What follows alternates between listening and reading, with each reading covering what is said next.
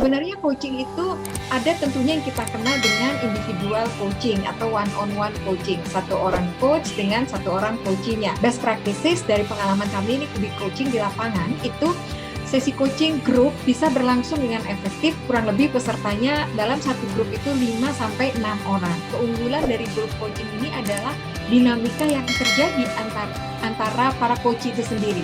Kita bayangkan kalau individual coaching pasti interaksinya akan lebih intens. Nah, hanya saja sekali lagi kalau grup coaching ini satu sama lain bisa memberi inspirasi tapi juga bisa mempengaruhi Mbak Kiti. Oke, baik. Apa kabar coaching leader? Salam sehat semuanya. Kembali lagi kami Kubi Coaching kembali hadir di podcast Coaching Corner, program berbagi dari kami Kubi Coaching mengenai salah satu teknik pemberdayaan manusia yaitu coaching. Perkenalkan, saya Kristi Ahya, saya mewakili Kubi Coaching. Kubi Coaching adalah bagian dari Kubik Leadership Group yang berfokus pada pengembangan pemimpin dalam memberdayakan diri dan anggota timnya agar lebih resilience melalui solution focus coaching. Nah, di podcast Coaching Corner seperti biasa kami selalu ditemani oleh coach dari Kubi Coaching. Kali ini kita kembali ditemani oleh salah satu eksekutif coach dari Kubi Coaching yaitu Coach Verlita Sari. Halo Coach Verly. Halo Mbak Kiti, sehat Mbak? Alhamdulillah. Coach Verly sehat juga ya? Alhamdulillah sehat-sehat. Alhamdulillah. Nah, kali ini kita ada topik yang menarik nih Coach Verly ya. Sebenarnya base-nya adalah datang dari pertanyaan dari para pemirsa, nggak pemirsa juga sih.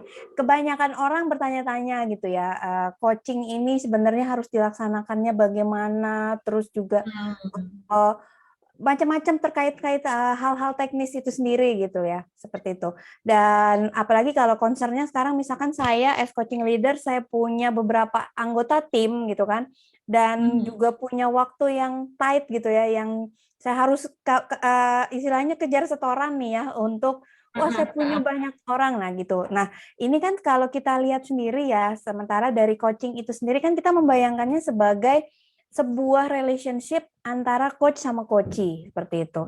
Tapi yang sering ditanyakan ini gimana sih kalau kita punya banyak anggota tim yang mau kita coachee gitu. Nah, gimana kalau kita mau melakukan coaching lebih dari satu orang? Apakah coaching itu harus satu demi satu, sendiri-sendiri, satu lawan satu gitu kan? Atau bisa lebih dari satu? Nah, gimana nih Coach Verly?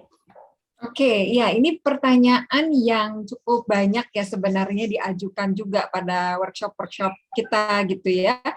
Sebenarnya coaching itu ada tentunya yang kita kenal dengan individual coaching atau one-on-one coaching. Satu orang coach dengan satu orang coachingnya.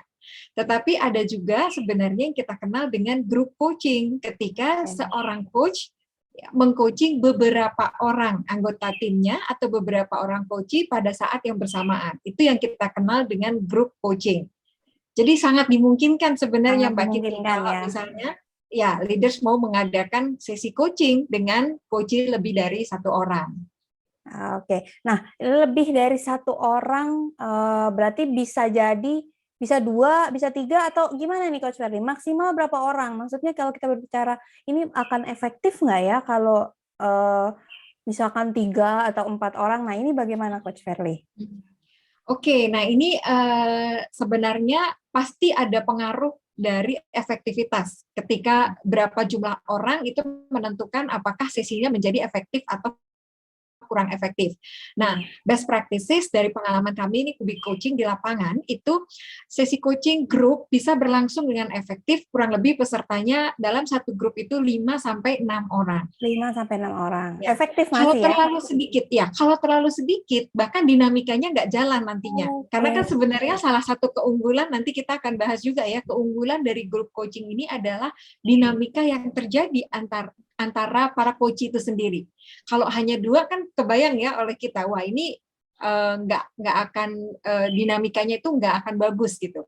Nah, lebih dari 6 itu juga kita bayangkan kalau sudah lebih dari 6, misalnya ada yang sampai 10 gitu ya, pembicaraannya juga sebenarnya nggak jadi terlalu dalam. Karena beberapa orang, apalagi mungkin yang nggak aktif, yang suka bersembunyi di balik orang yang aktif, nah ini nggak ke-explore lebih jauh. Betul, betul. gitu.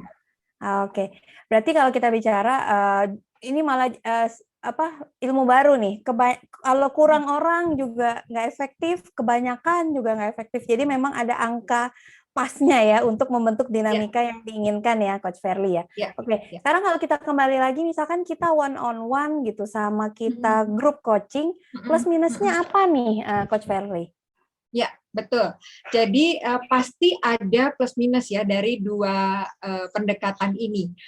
Kita bayangkan kalau individual coaching pasti interaksinya akan lebih intens, gitu ya. Kita bilang kemudian coaching mungkin lebih bebas juga untuk mengemukakan apa-apa yang mungkin dia nggak semua orang seneng ya apa yang ide-ide pemikiran itu di-share kepada orang banyak. Ada yang bilang, aduh confidential dong, saya boleh nggak kalau ngomongnya hanya sama coach saya aja, gitu ya. Jadi unsur confidentiality itu juga membuat coaching menjadi lebih nyaman biasanya, ya. Dan intens pembahasan itu betul-betul coachingnya mau bawa kemana pembicaraannya atau apa yang menjadi penting sekali untuk dia, kita bisa bahas, kita bisa diskusikan sampai mendapatkan solusi. Jadi sangat sesuai dengan kebutuhan dia secara pribadi. Customize banget ya istilahnya ya. Customize banget gitu ya.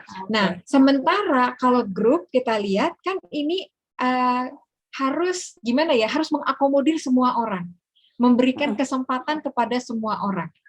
Sehingga mungkin ada kalanya orang-orang yang nggak seneng ngomong gitu ya, masih ragu, masih belum trust kepada yang lain, bisa jadi mereka lebih banyak memilih untuk diam dan menjadi pengamat buat yang lain. Nah, ini sebenarnya coachingnya akan jadi kurang efektif kalau ada orang yang memilih peran sebagai saya pengamat aja deh. Nah, itu nggak bisa seperti itu. Ya.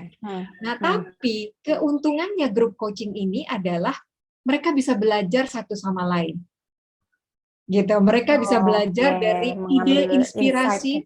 Betul, inspirasi itu datang dari orang lain yang itu tidak kita temui kalau dalam individual coaching. Nah, dari sisi waktu, leaders juga merasa jadi lebih efisien. Karena misalnya dengan 2 jam, itu dia sudah bisa melakukan sesi coaching untuk 6 orang sekaligus. Sementara kalau one on one kan, kebayang ya, mungkin satu orang 1 jam, 6 orang 6 jam.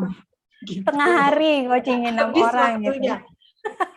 Banyak leader juga Mbak Kiti yang bilang, kan kerjaan saya bukan cuma coaching gitu. Oke, berarti juga diuntungkan dalam hal coachingnya itu sendiri juga bisa dapat ilham tertentu ya dari temannya sesama coach ya, Coach Verly ya. Oke, ini ya makanya kita bilang dinamika itu tadi ya, Coach ya, seperti itu. Oke, itu kan tadi keuntungannya ya. Challenge-nya apa nih untuk masing-masing, Coach Verly? Oke, nah challenge-nya itu secara waktu pertama. Kalau kalau individual coaching, waktu yang dibutuhkan itu menjadi lebih panjang. Saya punya 4 orang anggota tim, saya perlu 4 jam sampai maksimum 4 jam berarti untuk meng-coaching mereka satu persatu. Gitu ya. Itu sementara kalau grup ini lebih efisien karena dalam 2 jam 6 orang anggota tim saya itu sudah saya sentuh semua. Misalnya gitu ya dengan pendekatan coaching ini. Dari sisi tadi inspirasi nggak terlalu banyak inspirasi kalau dari satu orang saja karena dia tidak mendengar sudut pandang orang lain. Sebenarnya dari sisi dalam proses coaching itu kan sangat penting juga untuk melihat dari sudut pandang orang lain seperti apa. Gitu ya. Nah, hanya saja sekali lagi kalau grup coaching ini satu sama lain bisa memberi inspirasi tapi juga bisa mempengaruhi Mbak Kiti. Jadi kalau ada yang energinya mulai ke arah negatif, itu bisa banget mempengaruhi yang lain kalau coachnya nggak menginterupsi di situ. Bayangin Mbak Kit, kalau ada orang komplain terus gitu ya, sama sesi coaching komplain terus, itu kan mempengaruhi yang lain juga tuh sebenarnya. Iya, bisa mempengaruhi energi di grup itu ya, betul. Oke, itu kan challenge-nya ya Bun ya, Coach ya. Nah, sekarang kalau misalkan ini leaders punya 6 anggota tim gitu, tapi apa sih alasan utama yang membuat leaders memutuskan saya harus one on one nih sama dia atau saya nggak bisa group Oke, coaching nih? Ada nggak alasan oke. khusus yang menyebabkan seseorang harus one on one atau oh, ini group coaching harusnya? Kayak gitu. Ada nggak seperti Ya, itu, ya, coach? ya, ya. Oke, pertimbangannya berarti ya, pertimbangannya Ya. apa sih gitu ya seorang Mm-mm. leader. Nah, sebenarnya buat saya kalau di lapangan itu pendekatannya bisa dikombinasikan gitu ya. Oke. Sesekali kita perlu loh melakukan group coaching supaya masing-masing orang itu tahu challenge Hmm. yang lainnya. Ya, Apa ya, sih yang ya. jadi challenge buat teman saya? Apa sih yang jadi challenge buat si A, si B, si C? Mereka Mhm. tahu. Dan juga bisa ada pertanyaan. Terus kalau dia sedang punya challenge, kamu bisa support apa dong Mhm. untuk membantu dia? Nah, ini kan dinamikanya akan terjadi, saling paham satu sama lain. Jadi sesekali menurut saya perlu banget. Nah, Oke. tapi ada kalanya goals itu sangat spesifik, gitu Mbak Kit. Jadi ada Hmm. goals yang spesifik, Oh, ya, ada ya. juga individu yang mungkin, aduh ini saya mau mengemukakan sesuatu, tapi saya kayaknya masih apa ya, lebih nyaman untuk bicara langsung. Hmm. Misalnya seperti itu. Ini menyangkut tim saya juga nih. Ada yang saya mau improve dari tim, dari rekan-rekan yang lain, dan saya perlu bicara langsung sama coach saya. Hmm. Jadi menurut saya kedua pendekatan ini dalam kesehariannya tuh sebenarnya bisa di mix and Bisa match gitu combine ya. ya, oke. Iya, Mix and ya, match sesuai sama kebutuhannya ya, kebutuhan apa betul. yang mau disasar ya. Oke, berarti sudah jelas nih pertimbangannya adalah balik lagi nih, mungkin ada tujuan-tujuan tertentu ya kan, atau mungkin Hmm. ada hal-hal yang mungkin sensitif bisa jadi ya untuk Ya, dibahas, bisa jadi seperti itu ya, Coach. ya. Oke, kita sudah mempelajari tentang plusnya, challenge-nya gitu ya dari dua coaching ini, coaching one on one dan juga group coaching gitu. Nah, sekarang kalau kita kembali ke dinamika ya coach ya, misalkan kita berbicara tentang group coaching, dinamikanya itu sendiri gitu ya. Ini berarti kalau misalkan saya bayangkan adalah ketika kita melakukan coaching untuk lebih dari satu orang atau group coaching itu tadi, apakah mereka mempunyai tujuan yang sama atau ada tujuan berbeda. Nah, itu bagaimana nih kalau kita punya tujuan yang berbeda gitu, masing-masing orang ada tujuan berbeda tapi di dalam satu grup. Nah, itu kira-kira bagaimana kita mengaturnya, Coach Verly? Iya. Nah, grup coaching sendiri sebenarnya ada dua macam. Oke. Gitu ya. Ada Artinya lagi coaching ya untuk macamnya. ada lagi coaching untuk lebih dari satu orang itu ada dua Oke. macam. Ada yang kita sebut dengan tim coaching, Tim ada yang coaching. memang kita sebut dengan grup coaching. Apa Oke. bedanya? Kan gitu Nah, ya. Nah, hmm. tim coaching ini biasanya kalau kita as a team punya satu tujuan, gitu, punya Oke. tujuan yang sama. Jadi semua orang itu mengarah ke sana. Tujuannya sama. Misalnya, ini adalah satu tim yang kita lagi peran kita sebagai change agent. Hmm. Jadi ada tujuan kita misalnya internalisasi values. Ini tim kita nih untuk menginternalisasi values. Semua orang punya target yang sama. Hmm. Itu kita sebut sebagai tim coaching. Jadi semua nanti chip in ideas gitu ya, saling memberikan feedback supaya tim ini bisa mencapai goals-nya. Nah, Oke. itu kita bilang jadi dinamikanya sangat penting di dalam tim coaching ini. Sementara ada juga coaching yang anggota timnya itu punya goal Nah, sendiri-sendiri. Misalnya sales. Kadang kan setiap orang itu punya targetnya sendiri-sendiri. hmm. Bahkan ada di beberapa perusahaan mereka itu ada areanya sendiri-sendiri. Sales di area A, sales di area B, sales di area C. Yang mereka bekerjanya sendiri-sendiri goals-nya. Ya. Hmm. Nah, ini kita bilang group coaching. Oke. Mereka ada di Group satu coaching. sesi, betul. Mereka punya goals-nya masing-masing. Tapi dinamika tetap kita jaga. Jadi saling memberikan input satu sama lain, saling memberikan feedback itu tetap bisa dilakukan. Oke. Nah, menjaga dinamikanya itu sendiri nanti bagaimana Coach Verly? Nah, ini kan maksudnya kita menyampurkan banyak orang gitu ya. Seberapa efektif sih nanti ini berjalannya misalnya khususnya misalkan di tim coaching atau ketika di grup coaching apalagi ya orang punya tujuan yang berbeda. Nah, ini bagaimana efektivitasnya, Coach? Oke, coach-nya harus siap. Itu yang paling penting sebenarnya ya. Ini ngeri Jadi nih kalau udah bicara coach-nya harus siap ya. karena apa? Karena begini, eh, Kalau one on one atau individual, trust yang perlu dibangun itu cukup trust antara coach dengan coachee dan sebaliknya. Coachee-nya percaya pada coach-nya, coach-nya juga percaya pada coachee-nya. Cukup, terbangunlah coaching relationship yang bagus. Tapi kalau dalam grup coaching atau tim coaching, trust antara sesama coachee itu perlu.